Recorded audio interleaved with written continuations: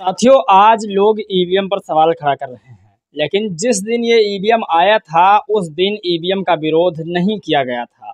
आप लोग सोचिए, जब सत्ता में कांग्रेस थी और कांग्रेस जब ईवीएम संसद से पास करा कर लाई तब कोई नहीं बोला। आज बहन मायावती जी भी खुश होकर मुस्कुरा रही होंगी, क्योंकि उनका कहना था शुरुआती दौर से ही, जब अटल जी कह रहे थे कि ईवीएम को हटा दिया जाए, तब बहन जी पूरा सहयोग कर रही थी कि ईवीएम को हटाया जाए, नहीं तो आगे चलकर ये बहुत दिक्कत देगा। तब लोग मानने को राजी नहीं थे।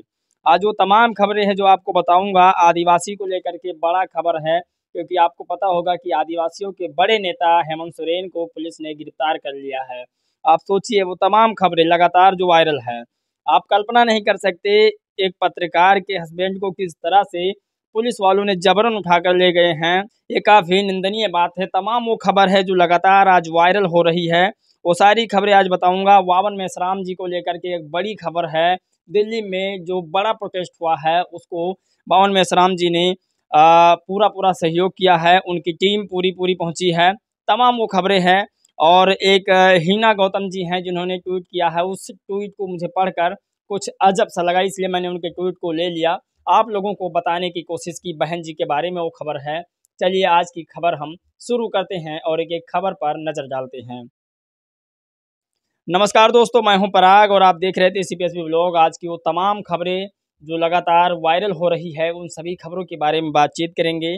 और जो आपके घर में टीवी है, अखबार है, वो आपको वो सारी सच्चाई नहीं दिखाता है जो सच्चाई बहुजन समाज के बहुजन मीडिया पत्रकार दिखाते हैं। आप कल्पना नहीं कर सकते आपको किस दिशा में आपकी घर टीवी और मीडिया लेकर जा सकती है।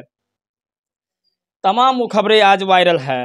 और आपको बता दें कि एनडीए में शामिल होने के बाद नीतीश बाबू ने कहा अब मैं दोबारा एनडीए का साथ नहीं छोड़ूंगा, और कहा मैं एनडीए के साथ हमेशा रहूंगा। वो तमाम खबरें एक एक खबर आपको बताने की कोशिश करता हूं। खबर ज़्यादा है इसलिए मैं सोचता हूं फटाफट आपको सारी खबरें पढ़ के बता दी जाए। जीतू रोजरे ने ट्वीट करके लिखा, वो तमाम खबरें आज आपको बताते हैं कि आज विपक्ष ईवीएम पर सवाल खड़े कर रहा है। यह देखकर बहन जी मुस्कुरा रही होंगी और सोच रही होंगी कि काश यह लोग उस वक्त मेरा साथ दे देते जब मैं सड़क से लेकर सदन तक ईवीएम का विरोध कर रही थी। खैर, जो आजकल ईवीएम को लेकर गूंगे बहरे बने हुए थे, आज वो बोलने लगे हैं। इस बार भी शुक्रिया बहन जी, जो आपने विपक्ष के दलों की अंतरात्मा को जगाने का काम किया। बड़ी खबर है। आपको एक तस्वीर दिखाते हैं। ये बिरसा मुंडा जी के एकदम एंगल में खड़े होकर के तस्वीर ले रहे हैं। आदिवासी नेता हैं और आपको बता दें कि इनका नाम जो है रोत कांति। सोचिए, आदिवासी हैं। तमाम वो खबरें मैं बताऊंगा जो आप लोग इस चैनल पर देखने के लिए आते हैं। अपने बहुजन समाज से जुड़ी वो तमाम खबरें जो लगातार वायरल हो रही है, टीवी अखबार नहीं दिखाता। लिखते हैं पहले, जोहार। आदिवासी समुदाय प्राकृतिक के साथ जीता मरता आया है। जितनी ज़रूरत है इतना ही लिया है, संग्रहण करने का कभी सोचा ही नहीं, क्योंकि प्राकृतिक में उसे कभी उपयोग किया जा सकता है। संग्रहण करके बिगाड़ा नहीं करना है, ये गुण अपने पुरखों से प्राप्त किया सीखा है। जियो और जीने दो की परंपरा को निभाते हैं हम भी, अपने पुरखों के नक्शे कदम पर चलने का प्रयास करते हुए चल रहे हैं। जय आदिवासी बिरसा मुंडा।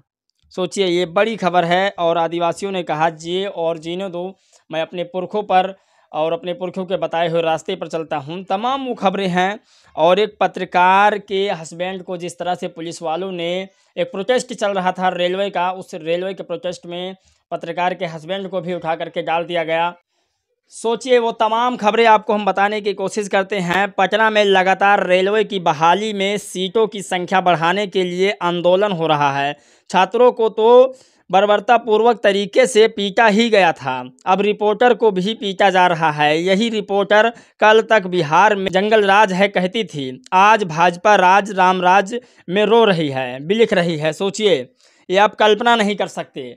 वो तमाम खबरें, मैं ये कह रहा हूँ, चाहे वो भाजपा की राज हो या फिर आरजेडी जेडीयू कोई भी हो, लेकिन इस तरह से पत्रकारों के साथ नहीं होना चाहिए। पत्रकार जो सच्चाई बताता हो उसके साथ कभी भी इस तरह का दुष्परिणाम नहीं होना चाहिए। वो तमाम खबरें आज आपको बताएंगे। बावन मेश्राम को लेकर के वो खबर है जिसे लगातार लोग वायरल कर रहे हैं। बावन मेश्राम ने दिल्ली में एक बड़ा प्रोटेस्ट किया ईवीएम को लेकर के, और आप कल्पना नहीं कर सकते 5 लाख से ज़्यादा लोग उस प्रोटेस्ट में हिस्सेदारी लिए थे। आप कल्पना नहीं कर सकते कितनी भीड़ थी। ये जनसैलाब आपको जो दिख रहा है बावन मेश्राम के द्वारा संयुक्त मोर्चा जो इनका महामोर्चा जो है उनके द्वारा ये जो आप भीड़ देख रहे हैं ये बावन मेश्राम की लाई गई भीड़ है। आपको बता दें एक बड़ी तैयारी देश भर में चल रही है ईवीएम को हटाने के लिए। जनता इस मनुस्मृति रूपी ईवीएम को हटाना चाहती है। आने वाले समय हमारा है, हम इस देश में ईवीएम को हटाकर ही रहेंगे और फिर देश में बैलेट पेपर से चुनाव होगा। सोचिए, बैलेट पेपर को लेकर के पूरे देश की जनता मांग कर रही है, तो आखिर बैलेट पेपर से चुनाव क्यों नहीं होना चाहिए? आप कल्पना नहीं कर सकते। लेकिन जिसकी लाठी उसी का भैंस होता है। चाहे आज बीजेपी की सरकार हो और चाहे पिछले समय कांग्रेस की सरकार थी, तब भी ईवीएम था।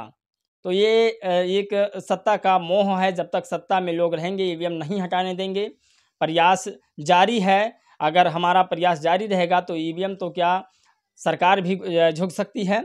और खैर ये लोगों ने प्रोटेस्ट किया। आपको बड़ी खबर बताते हैं जो हिना गौतम ने लिखा। मैं इसी ट्वीट के लिए पूरी वीडियो को आप लोगों को बताने की कोशिश कर रहा था। जो ये इन्होंने अपना जो गठबंधन बनाया है, बताया है कि कैसे बहन जी गठबंधन किसके साथ करें तो ज़्यादा वोट बैंक और ज़्यादा सीटें निकल सकती है। इन्होंने बताया कि यूपी में इस समय एक गठबंधन की ज़रूरत है। बीएसपी प्लस AIMIM प्लस 1-2 छोटे क्षेत्रीय पार्टी। अगर ऐसा होता है तो इस गठबंधन को 50 लोकसभा सीट मिल सकती है। अकेले लड़ने पर वोट प्रतिशत तो बढ़ सकता है, लेकिन वो सीटों में बदल नहीं पाएगा। इस गठबंधन से पार्टियां दक्षिण भारत में भी अच्छा प्रदर्शन कर सकेगी।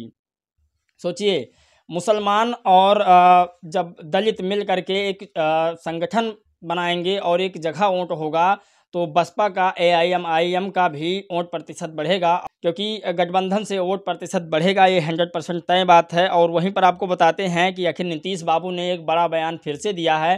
खैर लोग इनको पलटू चाचा इसलिए नहीं कहते क्योंकि इनके बयान आजकल सुर्खियों में फिर रहने लगा है। ये कहते हैं अब मैं NDA से कभी नहीं जाऊंगा। पहले उन्होंने कहा कि मैं उसमें कभी नहीं जाऊंगा, मरना कबूल है लेकिन उसमें जाना कबूल नहीं है। और आज इन्होंने लिखा कि हमेशा NDA के साथ रहूंगा। नीतीश कुमार, सोचिए बड़ी खबर है। और एक खबर आपको बताते हैं कि 2012 में जब सपा की आंधी चल रही थी जिससे मुजफ्फरपुर और कैराना के सैकड़ों मुसलमान बेघर होकर आज टेंट में रह रहे हैं। दोबारा ऐसी आंधी के लिए वोट मत करना। अपना चुनाव चिन्ह याद है ना, शान और आत्मसम्मान का निशान, BSP का निशान। सोचिए ये BSP के समर्थक हैं और BSP के समर्थक लोग कुछ भी करते हैं। BSP के नहीं, हर वो पार्टी के समर्थक ऐसे ही लिखते हैं। और इसे लिखने वाले गौतम राहुल हैं जो कि सब ट्विटर्स यूजर जितने भी होते हैं अपने अपने पार्टियों के लिए बखान गुणगान करते हैं। बाकी आप लोग की क्या राय है, क्या प्रतिक्रिया है, ये जानना बेहद ज़रूरी है। इस वीडियो में बस इतना ही। मिलेंगे एक और नई खबर के साथ, तब तक के लिए जय भीम, नमो बुद्धाय।